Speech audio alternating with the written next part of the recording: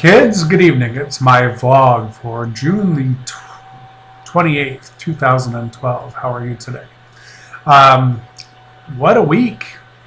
4 Republicans got slaughtered by the Supreme Court twice. Not just once, twice. Poor Jem Brewer, Arizona. She's crazy. And I just love that the Chief Justice of the Supreme Court, who was put there by George W. Bush, stood up for Obamacare. I love it. It's delicious. It's actually not a bad plan. It was actually a Republican invention back in the 1990s to counteract Hillary Care. So this was actually something that came out of a Republican think tank. And imagine how Republicans seem to be so allergic to it now. Boggles the mind, doesn't it? Certainly not perfect, but it's better than what we had, and I'm certain over the years, as we implement it and get to tinker with it, it'll get better and better and better. I personally am pleased with most of it, not all of it, certainly. The cuts to Medicare are rather drastic, I think. And I love the fact that both CNN and Fox News called it wrong this morning.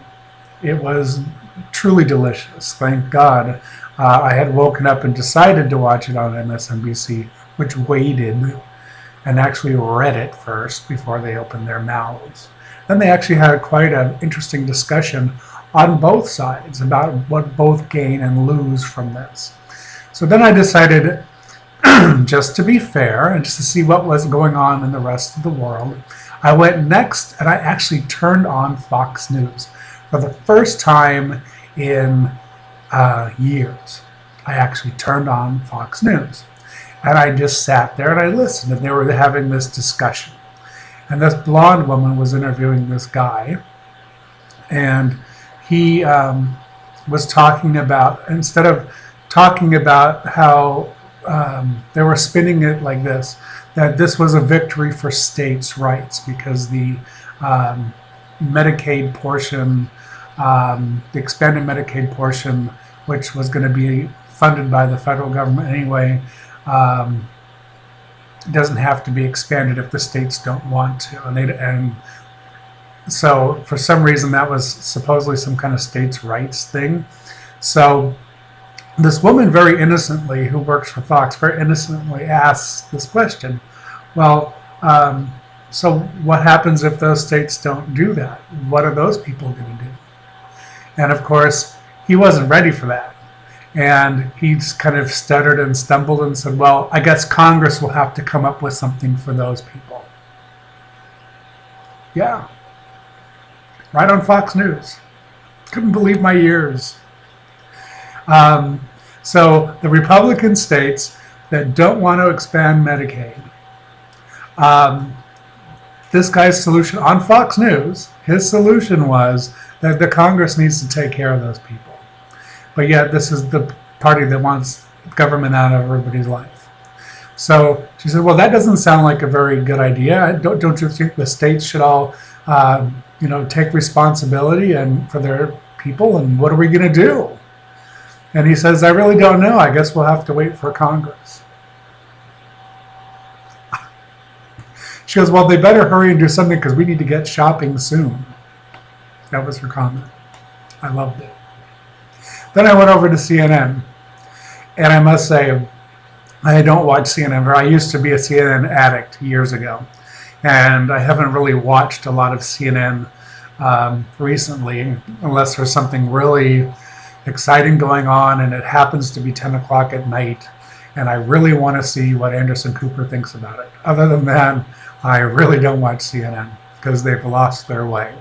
And today when I got on CNN, I realized why I don't watch CNN anymore. They have truly lost their way.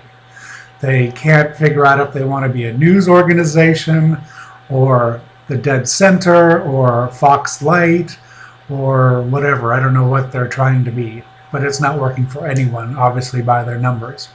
People are running away from them in droves. They since they already had stepped in it and already misinformed the world about the healthcare thing, they kept trying to change the subject and talk about the action that's going on in the vote for Eric Holder, which is a total joke. And then they were trying to justify it somehow. And they were really struggling with it because it's an absolute made-up partisan political witch hunt joke that has nothing to do with reality. And it's actually some policy that George Bush put in place long before Obama was president. And it's been an abject disaster because of the way our gun laws are written. And the ATF's been complaining about it for years. So, and they had this investigative report come out that proves that. And but yet they're still trying to like make some kind of conspiracy thing, and it doesn't make any sense. And they couldn't make any sense out of it either on CNN, although they tried to sound authoritarian, and like they really knew what was going on. It was the most unconvincing babble I'd ever heard. So I quickly turned that off and took a nap. What else is going on in my life? Well, as you all know, or some of you know, or maybe none of you know, I had changed diabetes medications weeks ago, and it wasn't working. And the cheaper diabetes medicine had me all over the place. So I went back to my really expensive diabetes medication, and since I have, it's been about 4 days, and since there was no like draw down on the old medicine and draw up on the new medicine, it was just a change. It sent me into this strange psychosis, which is getting really annoying. So let me describe what this psychosis is like. I constantly think that I'm going to die, that it's the end of my life. It's not the first time I've had this particular type of psychosis, but I'm in this psychotic episode right now where I'm sure I'm going to die. But the worst part is my life keeps flashing before my eyes. Whether I'm sitting up, laying down, watching TV, whatever, I drift off into these thoughts and remembrances of specific moments in my life since my early childhood all the way up through last year. And it just comes in random fashions, and it comes like very vivid, and I can see it, and I can feel it, and I can smell it, and I can taste it, and everything. And then every morning for the last 4 days, I've gotten on Facebook.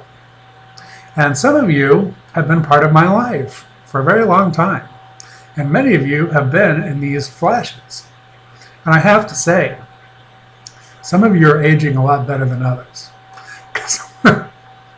Because I remember you in my flashbacks. So I'm not naming names. But anyway, just thought I'd let you know that. Besides that, nothing else really going on. The rain stopped. Debbie's gone. Everything's drying out. Everything's quiet. It's hotter than Hades again. And that's about it. So, talk to you later. Have a great one.